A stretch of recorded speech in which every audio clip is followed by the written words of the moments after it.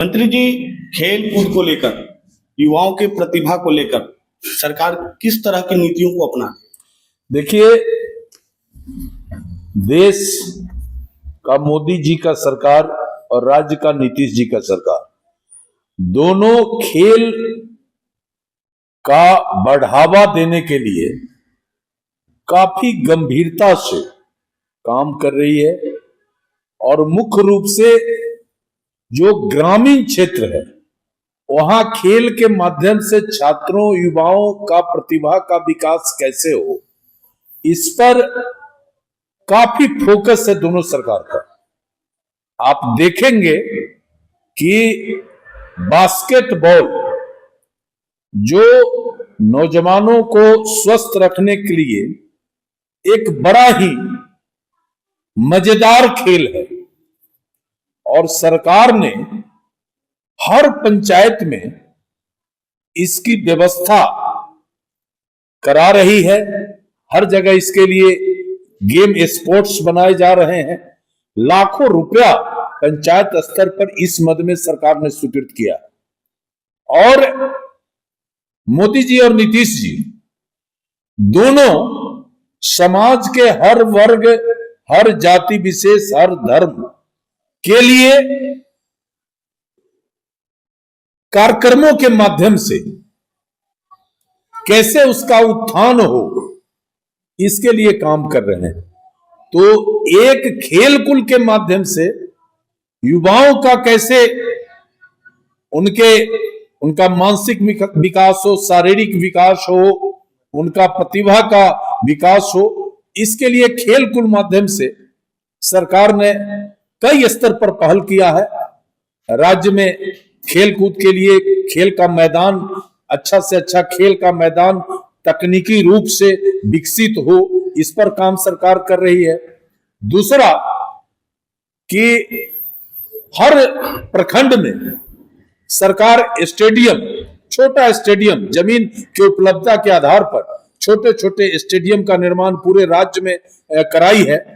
और कुल मिलाकर खेल के क्षेत्र में सरकार का विशेष फोकस है और सरकार चाहती है कि खेल के माध्यम से युवाओं का प्रतिभा का विकास करे। खेल कूद पर जहां सरकार इतना ध्यान दे रही है, वहीं आपके कार्यकाल में कांटी हाई स्कूल में बनाया गया स्टेडियम जो अब जीर्ण शीर्ण अवस्था में पड़ी है, उस पर क्या कुछ कहें? देखिए, यह बात आपने सही कहा है कि मैं 2010 में कांटी क्षेत्र के हेडक्वार्टर का जो हाई स्कूल था, कांटी उच्च विद्यालय, उसके मैदान में मैंने एक बड़ा स्टेडियम बनवाया था। और मेरा बिल्कुल उसमें मनसा था कि चूंकि ये स्टेडियम पिछड़े और दलित और गरीब के इलाके में हमने बनवाया था, तो मुझे था कि भाई कम से कम कमजोर वर्ग के लोग भी खेल कूद के माध्यम से आगे बढ़े। आप देख रहे हैं कि देश के पैमाने पर हर नौकरी में खेल कूद को विशेष महत्व दिया जा रहा है। रिजर्वेशन का लाभ लोग ले रहे हैं। जो अच्छे खिलाड़ी हैं उनको पुलिस सेवा में डायरेक्ट उनकी नियुक्ति हो रही है। हर क्षेत्र में वैसे लोगों को प्रमोट किया जा रहा है। लेकिन मेरा दुर्भाग्य कहिए या इस क्षेत्र का दुर्भाग्य कहिए, 2 बार से जो वहां जनप्रतिनिधि चुने जाते हैं, एक जनप्रतिनिधि थे 2015 से 20 में, तो उन्होंने खेल को कुछ समझा ही नहीं।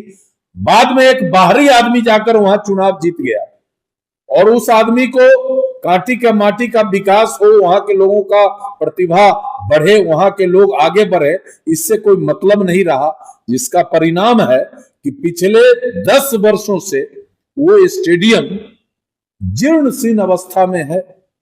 बच्चे वहां खेलने नहीं जाते हैं, चूंकि कोई जो भी आधारभूत संरचना था टोटल ध्वस्त हो गया।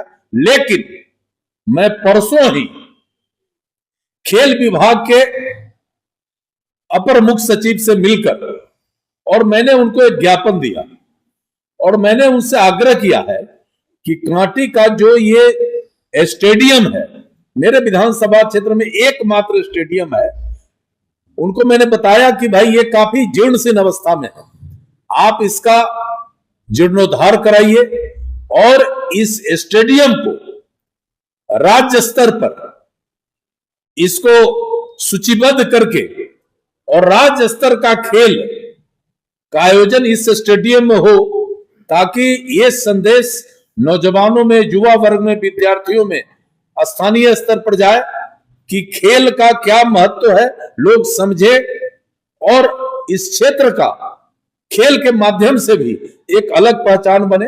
मैंने उनको एक ज्ञापन दिया और उन्होंने हमको आश्वस्त किया कि मैं बहुत जल्द उसका डीपीआर बनवाएंगे और उस खेल के मैदान का जीर्णोद्धार कराएंगे। मैंने उनसे यह भी कहा कि कांटी विधानसभा क्षेत्र में 2 ब्लॉक है, कांटी और मरवन। हमने उनको कहा कि यदि मरवन के जो हाई स्कूल हमारे आधे दर्जन से ऊपर है, वहां अगर जमीन आप दिखवा लीजिए, अगर जमीन वहां आपको पर्याप्त मिलता है तो आप निश्चित रूप से वहां भी एक बड़े स्टेडियम का निर्माण कराइए। चूंकि मरवन हमारा अति पिछड़ा, दलित और अल्पसंख्यक का बहुल इलाका है, जहां खेल कूद जो निजी तौर पे सामाजिक स्तर पे होता है, खेल कूद होता है, लेकिन सरकारी स्तर पर कोई ऐसा अवसर लोगों को नहीं मिल रहा है, नौजवानों को नहीं मिल रहा है। मैंने कहा कि वहां भी एक स्टेडियम बने।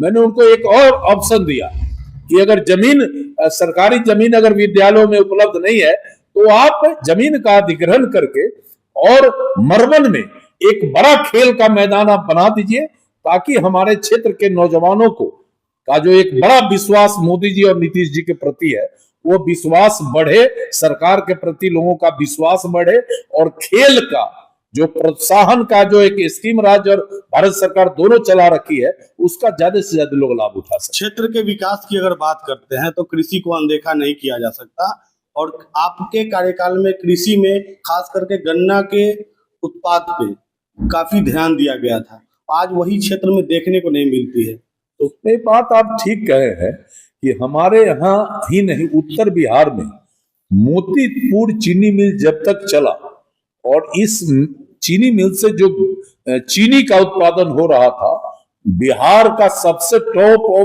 उम्दा चीनी का उत्पादन यहाँ हो रहा था।